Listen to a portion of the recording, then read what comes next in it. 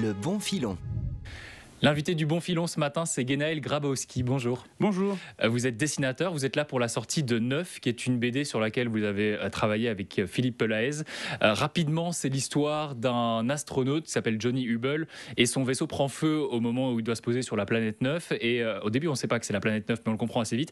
Et à son réveil, il est renvoyé 20 ans en arrière dans un passé qu'on devine légèrement modifié. C'est bien résumé, c'est plutôt ça? Ah oui, c'est très ça, c'est totalement ça. Qu'est-ce qui vous a plu dans cette histoire? Je trouve que c'est une histoire qui mélange ce qu'on appelle le macro et le micro, c'est-à-dire qu'en fait, on utilise beaucoup de codes du blockbuster pour parler de quelque chose d'intime. Et en fait, c'est une histoire qui est vraiment touchante et émouvante, je trouve. C'est l'histoire de quelqu'un qui va jusqu'au bout de l'univers pour essayer finalement de retrouver et faire le deuil de son père. Et c'est ce qui m'a vraiment touché dans cette histoire. Parce qu'on pourrait croire à première vue que c'est de la SF, ça en est, mais c'est surtout une histoire humaine finalement. C'est une histoire très humaine, ouais, une relation fidèle entre un père et son fils et comment on gère justement parfois le manque quand on est la seule personne qui reste. Et j'ai une question qui me vient parce que vous parlez de blockbuster. Est-ce que Interstellar a été une inspiration peut-être pour les dessins même? Pour l'écriture, certes. C'est sûr ça, je pense. Pour les dessins, pas tant, parce que c'est un peu trop réaliste Interstellar et nous on est un peu parti sur quelque chose d'un peu plus fun entre guillemets, moins guindé entre guillemets quoi. Ok. Pourtant j'ai trouvé que les dessins étaient quand même ancré dans... Ouais, le style était quand même très ancré dans la réalité. Ouais, mais par contre, il y a des moments où on voit des vaisseaux spatiaux, et en fait, c'est clairement pas des vaisseaux spatiaux d'Interstellar. Dans Interstellar, c'est beaucoup plus exigu, il y a des sacs de secours un peu partout accrochés, et il n'y a pas vraiment de grandes salles, etc., quoi. Alors que nous, on s'est permis ça quand même, qui ressemble un peu plus à, entre guillemets, du space opéra, sans que ça soit vraiment non plus, quoi. Et est-ce que vous avez l'habitude de bosser de la science-fiction, ou pas spécialement? C'était un peu une... C'était la première fois. C'était la première fois, ouais. Mais après, voilà, moi, je me considère un peu comme un artisan, comme un bon soldat entre guillemets. Je me mets au service d'une histoire et je me refuse rien. En fait, je dis à mon scénariste d'écrire ce qu'il veut et ensuite c'est à moi de gérer. Comment. Vous êtes modulable, vous vous adaptez. Voilà, exactement. Ouais. Okay. L'idée, c'est de mettre la narration en avant et que ça soit fluide et limpide pour le lecteur, quoi. Est-ce qu'il y a des spécificités à faire de la science-fiction ou pas trop? Parce que je me dis, dessiner des choses qui n'existent pas, qu'on doit inventer, c'est peut-être plus compliqué. Oui et non, en fait, dans le sens où faut quand même, nous, on est parti sur un postulat quand même très réaliste, à la fois dans l'histoire, dans les recherches que Philippe a faites pour que ce soit quand même cohérent en termes scientifiques. Et donc du coup, je pouvais pas me permettre de partir dans des délires à la Star Wars ou des trucs comme ça non plus, quoi. ça collait pas. Mais donc du coup, il fallait quand même que moi-même je fasse des recherches de décors. Il y a plusieurs décors justement dans la BD qui existent pour de vrai.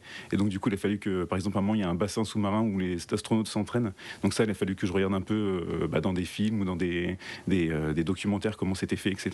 Donc voilà, je peux pas partir non plus n'importe où, parce qu'il y a une rigueur quand même scientifique, même les lecteurs s'en seraient rendus compte de toute façon si on partait trop.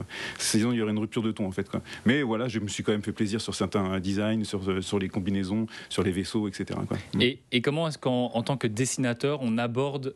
Déjà, comment ça marche? Vous recevez un texte et vous avez tout de suite des idées, ou alors on vous donne des consignes de découpage? Comment ça fonctionne en fait? Ouais, alors Philippe, du coup, moi j'ai reçu le scénario, il était déjà totalement écrit, et dedans il y a un découpage case par case, page par page, et ensuite case par case, avec ce qui se passe dans chaque case. Libre à moi ensuite de choisir si je respecte ou pas ce découpage. Là pour le coup, Philippe a une vision très cinématographique de son histoire, et moi aussi c'est une vision qui me plaît et que j'ai aussi naturellement. Donc du coup on s'est bien entendu là-dessus. J'ai pas fait énormément de changements par rapport à ce qu'il avait écrit, pas trop de propositions non plus, mais donc du coup voilà, quoi. Moi j'ai des images qui arrivent directement en tête, je les mets sur papier, ce qu'on appelle un storyboard.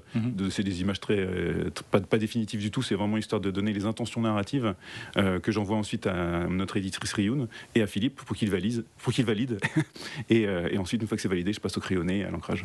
Donc il y a un échange un peu constant entre l'auteur et le dessinateur, quoi. Oui, en tout cas moi c'est comme ça que je fonctionne. C'est pas le cas de tous les auteurs, mais moi je préfère que tout soit validé avec tout le monde, qu'on soit tous sur un pied d'égalité là-dessus.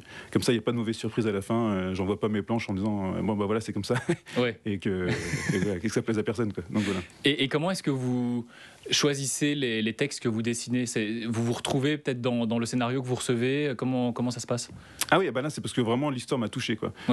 Cette histoire-là m'a vraiment... Moi je suis un fan de Lost, par exemple, la série Lost. Okay, Et en fait dans la série Lost, ça parle totalement tout le temps de des relations père-fils, de comment justement on gère ce deuil, etc. Avec Et- une fin très controversée aussi, apparemment.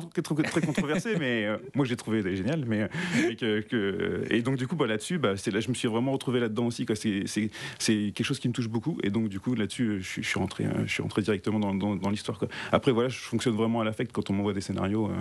C'est vraiment, moi c'est vraiment l'émotion, c'est ce que je retrouve dedans à la lecture. Si je suis touché, c'est là que je dis go, quoi. Sinon, voilà. Et c'est Philippe Pelaez qui a fait appel à vous. Comment ça s'est fait un petit peu la rencontre entre Oui, vous c'est deux? ça. En fait, Philippe et Rioun, notre éditrice chez Dargo, du coup, se connaissaient déjà, avaient déjà des projets ensemble.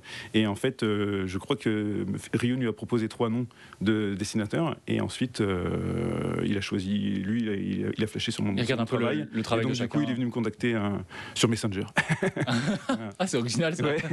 Et est-ce que j'avais une question très, je sais pas, un peu pratico-pratique, mais est-ce que vous avez potentiellement votre mot à dire sur le scénario, et inversement, est-ce que l'auteur peut, enfin vous m'avez déjà répondu ça, oui, il peut dire à ce dessin-là peut-être pas, mais Ah, est-ce bien sûr, que ouais. est-ce que vous avez un mot à dire sur le scénario? Théoriquement, je pense que oui. Après, moi, je reste à ma place quand même. C'est-à-dire que c'est pas mon métier, et j'ai clairement pas les capacités pour écrire des scénarios. Donc, je vais pas commencer à donner des leçons, voilà, quoi. Mais par contre, c'est vrai que s'il y a une tournure de phrase que je trouve un peu bizarre, ou un événement qui est peut-être pas forcément logique à un certain endroit, oui, je peux le dire, effectivement. Sur le storyboard, peut-être le retravailler aussi, ce genre Oui, de voilà, choses. c'est ça, ouais. Mais en général, je reste quand même à ma place. Et en plus, c'est souvent le travail de Rioun, pour le coup, de gérer tout ça, de faire des relectures, et voilà, quoi. Ouais. Est-ce que vous bossez déjà sur d'autres projets, Oui. peut-être toujours dans la SF? Dans la SF, ouais, on fait un Ouais. autre album avec Philippe et Rioun, justement, sur un autre projet de science-fiction. Ouais. Sympa. On restera au courant. En attendant, 9, c'est publié chez Dargo. Merci beaucoup, Guénaël.